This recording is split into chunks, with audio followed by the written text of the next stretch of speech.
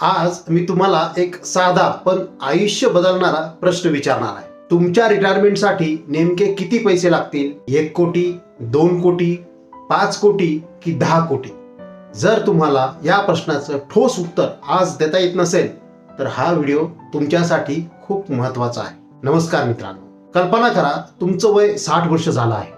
नोकरी किंवा व्यवसायातून नियमित उत्पन्न थांबलं आहे, पण घर खर्च सुरूच आहे. वीज बिल भरायचं आहे, औषधाचा खर्च आहे, प्रवास करायचा आहे, नातवंडांना भेटून भेटवस्तू द्यायच्या आहे आणि महागाई थांबलेली नाही.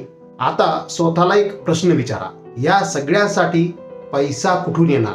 जर या प्रश्नाचं उत्तर आज तयार नसेल तर रिटायरमेंट प्लॅनिंग आजपासूनच सुरू करण्याची गरज आहे. आज सोशल मीडियावर अनेक व्हिडिओ दिसतात.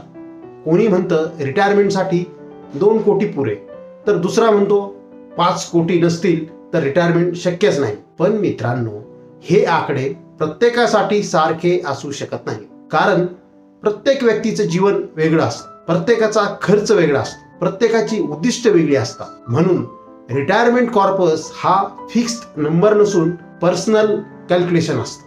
तर रिटायरमेंट कॉर्पस ठरवताना विचारात घ्यायच्या गोष्टी: आजचा मासिक खर्च, रिटायरमेंट पर्यंतची वर्ष, महागाई म्हणजे इन्फ्लेशन, रिटायरमेंट नंतरच्या अपेक्षित कालावधी, इतर उत्पन्नाचे स्रोत उदाहरणार्थ पेन्शन, रेंटल इन्कम वगैरे, आणि सध्याची बचत आणि गुंतवणूक. मित्रांनो, आजच्या व्हिडिओमध्ये मी तुम्हाला कोणताही मॅजिक नंबर सांगणार नाही. त्याऐवजी रिटायरमेंट कॉर्पस कसं विचारात घ्यायचं, कसं एस्टिमेट करायचं आणि कोणते घटक महत्त्वाचे आहेत हे अगदी सोप्या मराठीतून समजून सांगणार आहे. हे समजलं तर तुम्ही स्वतःसाठी अधिक वास्तववादी रिटायरमेंट प्लॅनिंग करू शकाल. समजा 2 मित्र आहेत, अमोल आणि सचिन. दोघांचं वय 35 वर्ष, पण अमोलचा मासिक खर्च हा 40,000 आहे, तर सचिनचा 1,20,000 आहे. आता सांगा, दोघांनाही रिटायरमेंटसाठी सारखीच रक्कम लागेल का? नक्कीच नाही. म्हणूनच इंटरनेटवर दिसणारा एकच आकडा सर्वांसाठी योग्य असतो का, असं मानणं योग्य नाही. आता पुढे आपण एक अतिशय महत्त्वाचा प्रश्न सोडवणार आहोत. आज तुमचा मासिक खर्च 50,000 असेल तर 20-25 वर्षानंतर तो किती असू शकतो? महागाईचा परिणाम समजल्याशिवाय रिटायरमेंट कॉर्पसचा अंदाज लावणं अपूर्ण ठरू शकतं. आणि मी तुम्हाला एक अतिशय सोपी कॅल्क्युलेशन मेथड दाखवणार आहे, जी प्रत्येकाला समजू शकेल. म्हणून पुढे नक्की पहा. मित्रांनो, रिटायरमेंट कॉर्पस काढण्याची पहिली पायरी काय आहे माहिती आहे का? ती म्हणजे तुमचा आजचा मासिक खर्च किती आहे हे अचूक माहिती असणं. कारण जर खर्चच माहित नसेल तर रिटायरमेंटसाठी किती पैसे लागतील हे कसं ठरवणार? टुडेज मंथली एक्सपेन्सेस, उदाहरणार्थ घर खर्च, अन्न, वीज, प्रवास, औषधे, मोबाईल आणि इतर आवश्यक खर्च, एकूण 50,000 रुपये प्रति महिना. हे फक्त उदाहरणासाठी आहे, लक्षात ठेवा. इथे आपण गरजेचा नियमित मासिक खर्च मोजत आहोत. लक्झरी खर्च, मोठ्या सहली किंवा एकदाच होणारे खर्च वेगळे विचारात घ्यावे. समजा आज तुमचा मासिक खर्च 50,000 आहे आणि तुम्ही म्हणता रिटायरमेंट झाल्यावरही 50,000च पुरतील. इथेच बहुतेक लोक चूक करतात. का? कारण महागाई कधीच थांबत नाही. दरवर्षी महागाई 20-25 वर्षानंतर किती? तर महागाई म्हणजे आज जी वस्तू 100ला मिळते ती भविष्यात अधिक किमतीला मिळू शकते. म्हणजे आजचा 50,000चा खर्च 20-25 वर्षानंतरही तितकाच राहील अशी अपेक्षा वास्तववादी ठरणार नाही. 10-15 वर्षापूर्वी रुपये 100 मध्ये आठवड्याचा भाजीपाला मिळायचा असं अनेक जण आजही सांगतात. आज त्याच 100 मध्ये काय मिळतं? किंमत ती बदलतात. आणि म्हणूनच रिटायरमेंट प्लॅनिंग करताना महागाईचा विचार करणं अत्यावश्यक आहे. रिटायरमेंट कॉर्पसवर परिणाम करणारे घटक: आजचा खर्च किती आहे, महागाईचा दर काय आहे, आणि रिटायरमेंट पर्यंतचा कालावधी म्हणजे किती वर्षानंतर रिटायरमेंट घ्यायची आहे, यावरून भविष्यातील खर्चाचा अंदाज येऊ शकतो. मित्रांनो, मी इथे जाणून बुजून कोणताही ठराविक इन्फ्लेशन रेट सांगत नाही, कारण महागाईचा दर प्रत्येक काळात बदलू शकतो. फायनान्शियल प्लॅनिंग करताना वापरलेले जे गृहीतक आहे म्हणजे अझम्पशन्स आहेत, हे स्पष्ट असणं खूप महत्त्वाचं असतं. महत्त्वाची गोष्ट, काही लोक फक्त म्हणतात मला रिटायरमेंटसाठी 3 कोटी पुरतील, पण हा आकडा कसा आला यामागचं गणित समजून घेतलं नाही तर प्लॅनिंग अपूर्ण राहते. आता पुढे आपण या संपूर्ण विषयाचा सर्वात प्रॅक्टिकल भाग पाहणार आहोत. मी तुम्हाला 50,000 मासिक खर्च असलेल्या व्यक्तीचे एक काल्पनिक उदाहरण घेऊन दाखवणार आहे. त्या उदाहरणातून आपण समजून घेऊ की भविष्यातील खर्चाचा अंदाज कसा घ्यायचा, रिटायरमेंट कॉर्पस इस्टिमेट कसं काढायचं आणि त्या उद्दिष्टासाठी आजपासून SIPचं प्लॅनिंग कशी विचारात घ्यावी. महत्वाची सूचना, हे उदाहरण फक्त शैक्षणिक उद्देशासाठी असेल. यात दाखवलेली गणना कोणताही निश्चित परताव्याची किंवा निश्चित कॉर्पसची हमी दर्शवत नाही. तर पुढे नक्की पहा, कारण इथून रिटायरमेंट प्लॅनिंग प्रत्यक्षात समजायला सुरुवात होते. तर मित्रांनो, आता आपण हा विषय एका काल्पनिक उदाहरणातून समजून घेऊया. हे उदाहरण फक्त शैक्षणिक उद्देशाने आहे, त्यामुळे याला वैयक्तिक फायनान्शियल प्लॅन समजू नका. समजा आपले मित्र आहेत अमोल, वय 35 वर्ष, रिटायरमेंटचे लक्ष 60 वर्ष, आजचा मासिक आवश्यक खर्च 50,000. आता अमोलला एक प्रश्न पडला, मी 60व्या वर्षी जर निवृत्त झालो तर तेव्हा मला दरमहा किती खर्च लागू शकतो. तर स्टेप 1, आजचा मासिक खर्च 50,000. स्टेप 2, रिटायरमेंट पर्यंतचा कालावधी 25 वर्ष. स्टेप 3, महागाईचा परिणाम, भविष्यातील खर्च आजच्या खर्चापेक्षा जास्त असण्याची शक्यता असते. म्हणजे आजचा 50,000चा खर्च 25 वर्षांनी तितकाच राहील अशी अपेक्षा योग्य नाही. याच कारणामुळे रिटायरमेंट प्लॅनिंग करताना फ्युचर कॉस्ट ऑफ लिव्हिंग समजून घेणं महत्त्वाचं ठरतं. लक्षात ठेवा, ही संकल्पना कन्सेप्ट आहे. प्रत्यक्ष गणना करताना अनेक घटकांचा विचार करावा लागतो. उदाहरणार्थ महागाई, आयुर्मान, पेन्शन असल्यास, रेंटल इन्कम असल्यास आणि एक्झिस्टिंग इन्व्हेस्टमेंट आणि रिस्क प्रोफाईल. मोठी चूक, अनेक लोक फक्त एक आकडा ठरवतात. उदाहरणार्थ, मला 3 कोटी जमवायचे आहे, पण का 3 कोटी हा आकडा कसा ठरवला याचं उत्तर नसतं. म्हणून कॉर्पस हा अंदाज इस्टिमेट असावा, अंदाजाशिवाय निवडलेला आकडा नाही. समजा तुम्ही छत्रपती संभाजीनगरहून पुण्याला कारने जाणार आहात. कोणी विचारलं किती पेट्रोल लागेल, तर तुम्ही काय म्हणाल, मला माहित नाही, 20 लिटर देऊन ठेवा. नाही ना. सर्वप्रथम तुम्ही पाहाल किती अंतर आहे, गाडीचं मायलेज किती आहे, रस्त्याची परिस्थिती काय आहे, तेव्हाच योग्य अंदाज येईल. तर रिटायरमेंट प्लॅनिंग सुद्धा अगदी असंच असतं.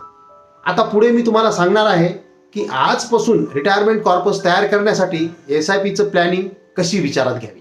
SWP रिटायरमेंटमध्ये कसं उपयोगी पडू शकतं आणि रिटायरमेंट प्लॅनिंग करताना लोक कोणत्या 5 मोठ्या चुका करतात. पुढे नक्की पहा, कारण इथेच प्लॅनिंगपासून ॲक्शनकडे जाण्याचा मार्ग सुरू होतो. तर मित्रांनो, आता आपल्याला अंदाज आला की रिटायरमेंट कॉर्पस हा प्रत्येकासाठी वेगळा असतो, पण तो कॉर्पस तयार कसा करायचा यासाठी मी तुम्हाला 5 प्रॅक्टिकल स्टेप्स सांगणार आहे. स्टेप 1, शक्य तितक्या लवकर सुरुवात करा. रिटायरमेंट प्लॅनिंगमध्ये सर्वात मोठा मित्र कोण आहे, तर वेळ. तुम्ही 30व्या वर्षी सुरुवात करा किंवा 40व्या वर्षी, दोन्ही परिस्थितीत नियोजन करता येतं. पण लवकर सुरुवात केल्यास कंपाऊंडिंगसाठी अधिक वेळ मिळू शकतो. म्हणून परफेक्ट टाइमची वाट पाहू नका. स्टार्ट टाइम महत्त्वाचा आहे. स्टेप 2, नियमित SIP करा. एकदम मोठी रक्कम गुंतवणं प्रत्येकाला शक्य होत नाही, पण नियमित SIP ही अनेकासाठी शिस्तबद्ध गुंतवणुकीची प्रभावी पद्धत ठरू शकते. पगाराला SIP झाले आणि गुंतवणुकीची सवय तयार झाली. स्टेप 3, उत्पन्न वाढलं की SIP वाढवा, म्हणजे स्टेप अप SIP करा. समजा तुमचा पगार वाढला पण SIP तशीच राहिली तर रिटायरमेंट गोल गाठण्यासाठी जास्त वेळ लागू शकतो. म्हणून उत्पन्न वाढल्यावर स्टेप अप SIPचा विचार करणं उपयुक्त ठरू शकतो. छोटी छोटी वाढ दीर्घकाळात मोठा फरक निर्माण करू शकते. स्टेप 4, योग्य ॲसेट अलोकेशन ठेवा. रिटायरमेंट प्लॅनिंग म्हणजे फक्त इक्विटी नाही, फक्त डेप्ट नाही, तर तुमच्या वय, उद्दिष्ट, जोखीम स्वीकारण्याच्या क्षमतेनुसार संतुलित ॲसेट अलोकेशन. स्टेप 5, दरवर्षी फायनान्शियल रिव्ह्यू करा. हे खूप महत्त्वाचं आहे, कारण तुमचा पगार बदलतो, खर्च बदलतो, जबाबदाऱ्या बदलतात. म्हणून रिटायरमेंट प्लॅन देखील वेळोवेळी तपासणं आवश्यक आहे. ॲन्युअल रिव्ह्यू केल्याने गोलपासून आपण किती दूर किंवा किती जवळ आहोत याचा अंदाज येतो. समजा तुम्ही मुंबईहून नागपूरला कारने निघाला आहात, मध्येच GPS पाहिला नाही, तर योग्य मार्गावर आहात की नाही हे कसं कळेल.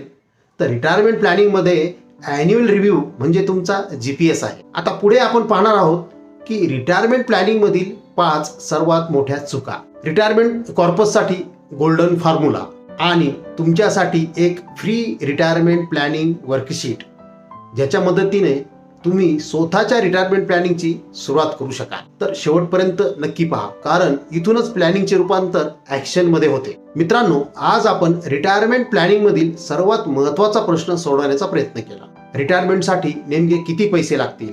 आणि आता तुम्हाला एक गोष्ट नक्की समजली असेल की एकच आकडा सर्वांसाठी योग्य असू शकत नाही. कारण प्रत्येक व्यक्तीची जीवनशैली, खर्च, उत्पन्न, आर्थिक उद्दिष्टे आणि जबाबदाऱ्या वेगवेगळ्या असतात. म्हणून रिटायरमेंट कॉर्पस हा अंदाज, इस्टिमेट असतो, अंदाजाशिवाय निवडलेला आकडा नाही. तर आता आपण गोल्डन फॉर्म्युला पाहूया. Today's expenses, future inflation, retirement age, expected retirement years, existing investments, other income source is equal to estimated retirement corpus.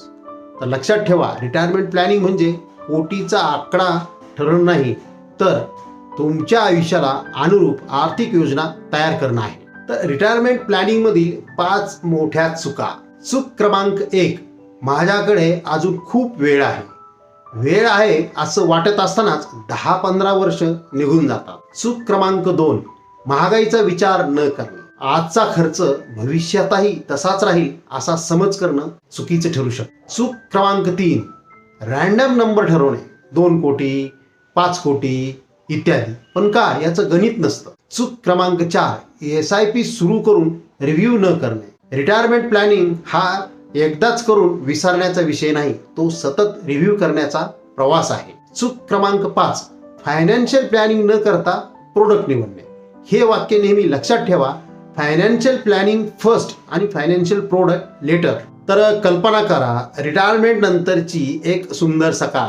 तुम्ही निवांत चहा घेत आहात, कुटुंबासोबत वेळ घालवत आहात, प्रवास करत आहात आणि महिन्याच्या खर्चासाठी चिंता नाही.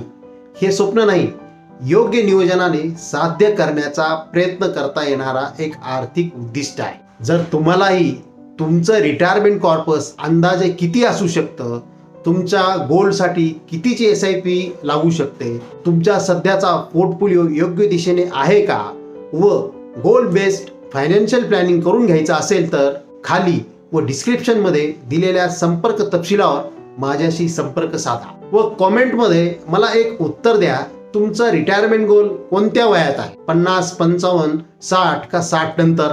आणि सध्या रिटायरमेंट प्लॅनिंग सुरू केली आहे का? तर मित्रांनो, रिटायरमेंट प्लॅनिंगची सर्वोत्तम वेळ काल होती व दुसरी सर्वोत्तम वेळ म्हणजे आज. लहान पावलं उचला, पण आजच उचला. अशाच सोप्या मराठीतून आर्थिक साक्षरतेसाठी mutual fund, SIP, retirement planning आणि वेल्थ क्रिएशन बद्दल माहिती मिळवण्यासाठी चॅनल सबस्क्राईब करा. पुन्हा भेटूया एका नवीन आणि उपयुक्त आर्थिक विषयासह. तोपर्यंत नमस्कार आणि म्युच्युअल फंडातील गुंतवणुकी बाजारातील जोखमींच्या अधीन असतात. योजनेशी संबंधित सर्व दस्तऐवज काळजीपूर्वक वाचा.